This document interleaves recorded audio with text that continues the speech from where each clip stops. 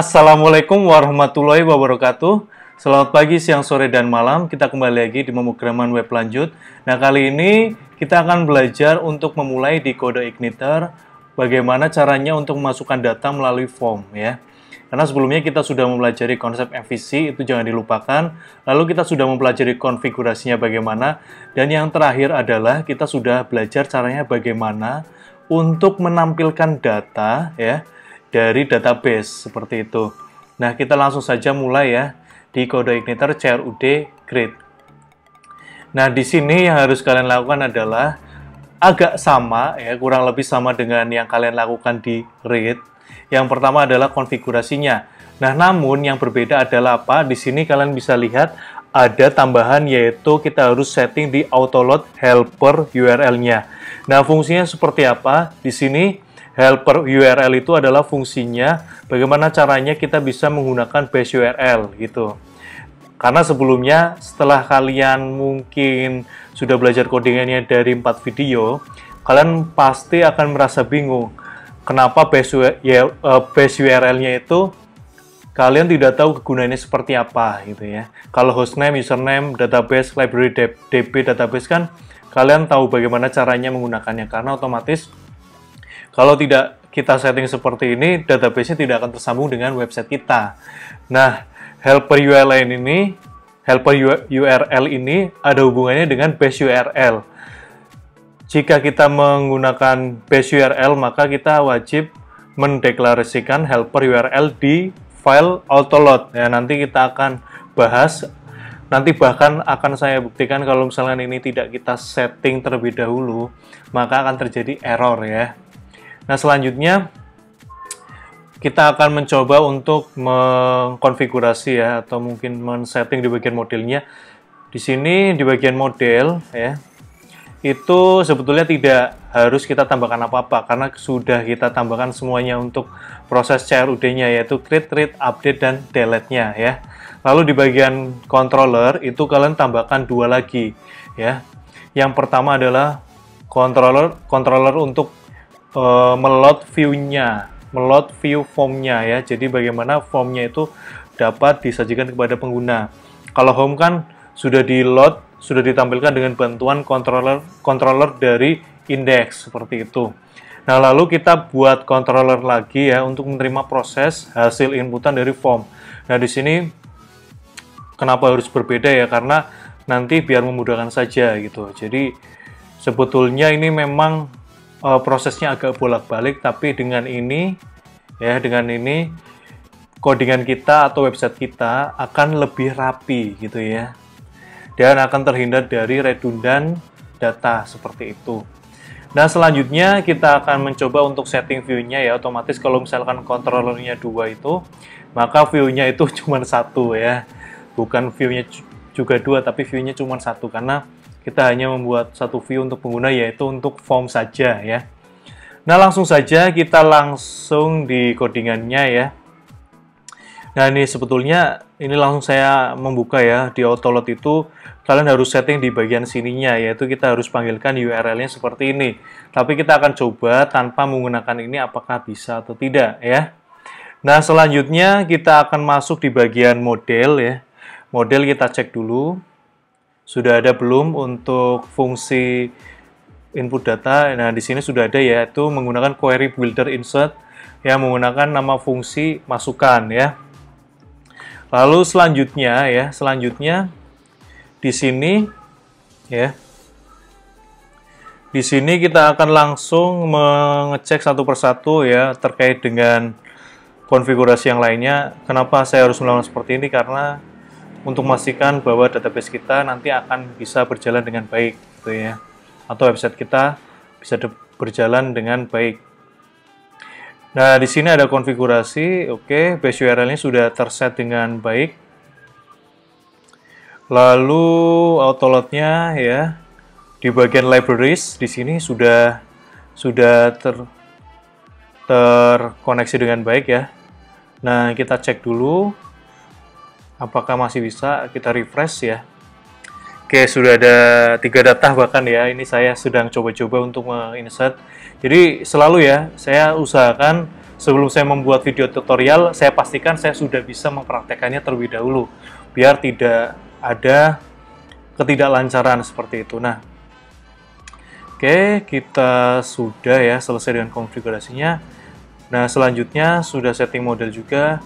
Selanjutnya kita akan setting untuk controllernya ya. Di sini masuk di bagian controller ya. Oh ya, di sini controller adalah home ya. Di sini agak berantakan. Kalian bisa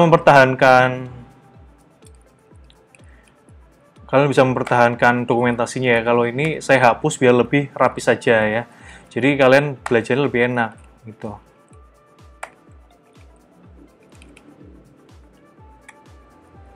Oke ya. Kita bikin public function form ya.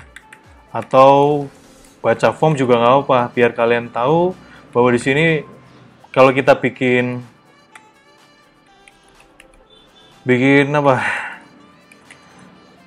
Bikin nama metode ya di controller itu nggak harus semuanya itu tetapan ya.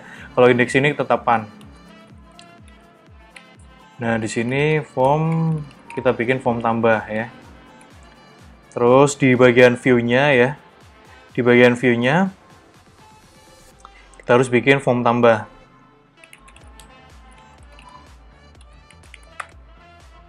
Oke.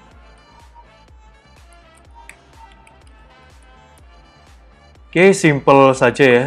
Seperti kalian bikin di native. Kita ada apa aja sih? Nama nih, alamat ya. Nama.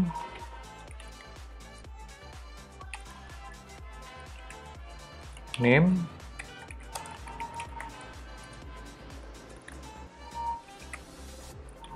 Alamat ya.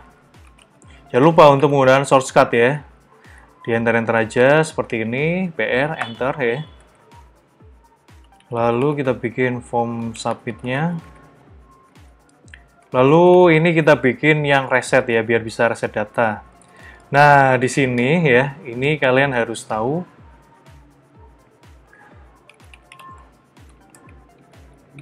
Actionnya itu, metodenya adalah post ya. Sekali ini saya akan menggunakan post. Nah, action itu kan kalian tahu, selalu ditambahkan ke alamat di mana dia itu akan memproses data yang kita kirimkan gitu ya. Dan di sini kita akan menambahkan ya. Di sini kita akan menambahkan terlebih dahulu ya. Tambah data ya. Tambah data.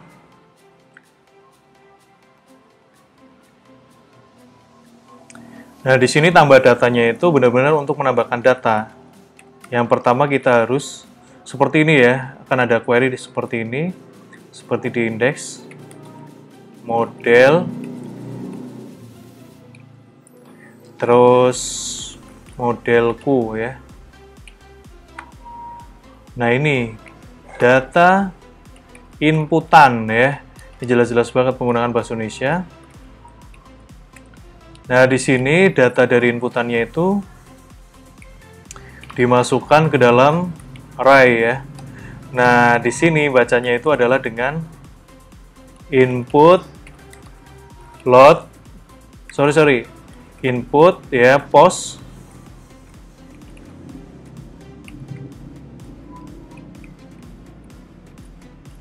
Nah, kenapa nama ya?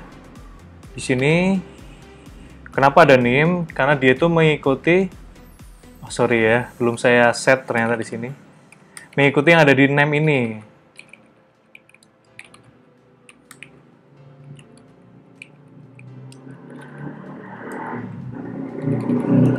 Oke ya, action nanti saya akan beritahu belakangan ya, biar kalian tahu alurnya.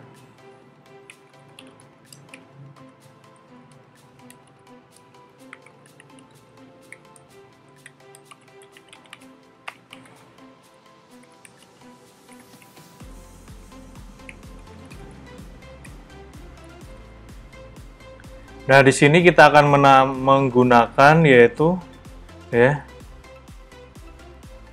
menggunakan this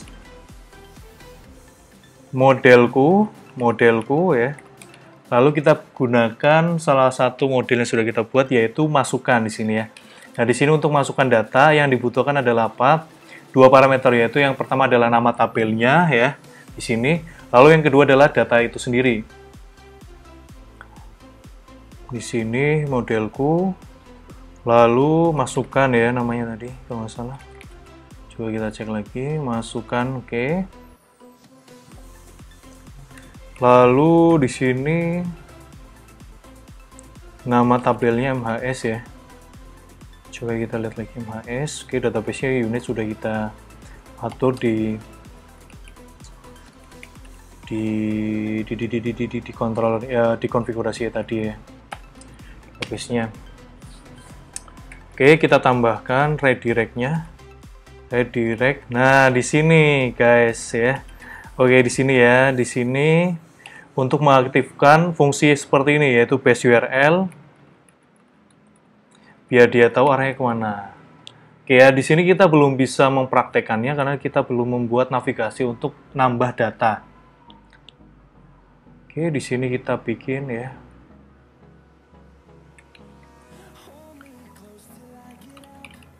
Nambah data.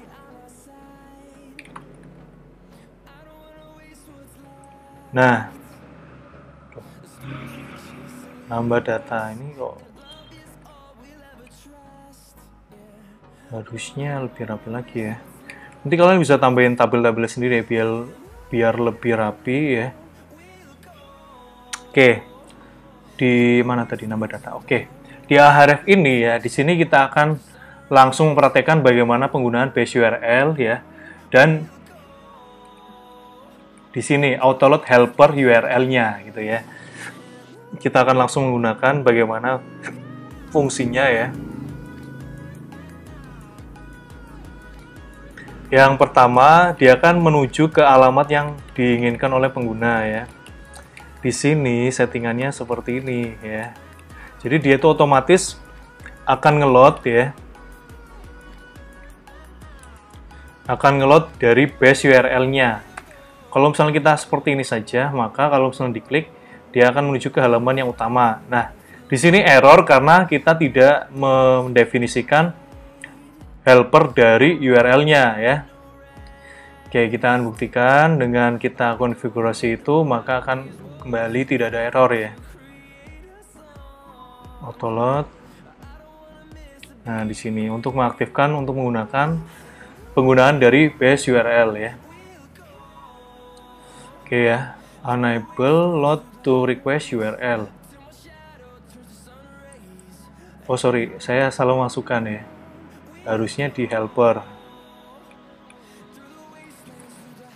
Nih. Oke, akan tidak ada error kalau misalnya diklik ya. Dia akan kembali ke halaman ini lagi. Karena apa? Dia basicnya ke halaman base URL-nya ini. Nah, ini kan base URL yang sudah kita set sebelumnya. Ingat, kita sudah pernah men-setting di mana ya tadi? Dulu ya. Autoload sepertinya. Nah ya, di bagian config di sini ya, otomatis dia akan meload di sini gitu. Jika kita langsung menggunakan base URL-nya ya. Oke, sudah selesai ya. Oh, belum. Di sini halaman ini mana? Halaman paling awal. Oke. Nah, di sini kan dia hanya kembali ke halaman yang semula saja. Maka kalian ingat kalau misalkan ingin menuju ke metode lain ya di dalam controller itu ya, itu harus memanggil alamatnya ya dengan seperti ini caranya. Ini sudah dijelaskan pada video MVC ya. Index.php lalu ditambahkan nama controllernya yaitu hal utama. Lalu nama fungsinya apa yang kita inginkan untuk tambah data yaitu di sini tambah data ya. Tambah data. Oke ya, jangan lupa untuk spasi dan titik komanya itu harus sesuai ya. Oke, kalau kita klik, oh salah ya, sorry. Harusnya ke halaman ini baca form ya, bukan langsung menambah data. Saya keliru. Harusnya kan nginput dulu.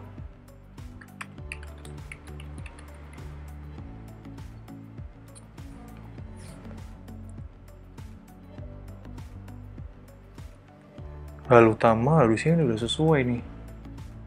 Baca form. Form tambah sudah. Harusnya sih udah bisa ini ya. Dari home, oh ya di refresh dulu aja ya. Sorry.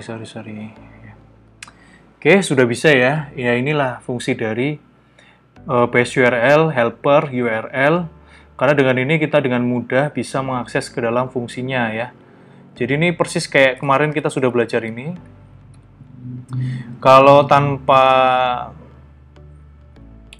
Ini saya ulangi aja biar paham ya. Jadi kalau misalkan kalian pengen manual itu kayak gini ya. Index.html ini kan. Nah daripada terlalu panjang maka yang bagian ini ya. Yang bagian ini disingkat dengan base URL gitu. Oke, kita kembalikan lagi. Oke, kita sudah masuk di sini, maka form tambahnya di sini actionnya adalah menuju ke menuju ke bagian base URL. Index.php, lalu hal utama, lalu nama metodenya di sini apa untuk tambah data ya. Nah nanti di sini prosesnya adalah pertama harus di load dulu modelnya agar bisa aktif. Dan di sini data inputan dari post, nama, NIM, dan alamat ditampung ke dalam array input data inputan, lalu dimasukkan ke dalam metode yang sudah kita buat di modelku ini ya, yaitu dengan mendefinisikan nama tabel MHS, yaitu data inputannya, lalu kita refresh ke halaman utama yaitu di base URL ya. Hal utama, lalu tadi apa? Oh, tambah data ya. Tambah datanya seperti apa? Gede ya. Oke, kita refresh. Oke, misalkan ya. Alamat. Ini sekalian buktikan ya, rasanya udah bisa. Oke. Rohman 2013 Puspan Jolo ya. Kalau di submit maka akan langsung ke halaman yang utama dan datanya akan langsung masuk gitu ya. Mudah-mudahan cukup jelas, cukup paham ya. Lalu di sini kalian lihat ada deklarasi 2 kali ya modelnya. Sebetulnya ini bisa kita bikin konstruktor ya, dimana kalian pasti ingat di pemrograman berorientasi objek bahwa konstruktor itu adalah metode yang akan langsung dijalankan selain indeks ya, kalau misalnya di pemrograman berlanjut sebagai default gitu. Kalau misalkan motor ya konstruktornya adalah mempunyai roda 2, mobil roda 4 gitu. Nah di sini konstruktor untuk pemrograman berlanjut adalah langsung meload model sehingga kita tidak harus menggunakan model 2 kali di sini penyebutannya. Begitu. Mudah-mudahan cukup paham. Nah nanti seperti biasa kalian bisa tanya kalau misalkan masih belum paham. Bisa di WhatsApp pribadi saya, di WhatsApp grup, atau langsung di kolom komentar YouTube ini. Terima kasih atas perhatiannya. Selamat pagi, siang, sore, dan malam. Wassalamualaikum warahmatullahi wabarakatuh.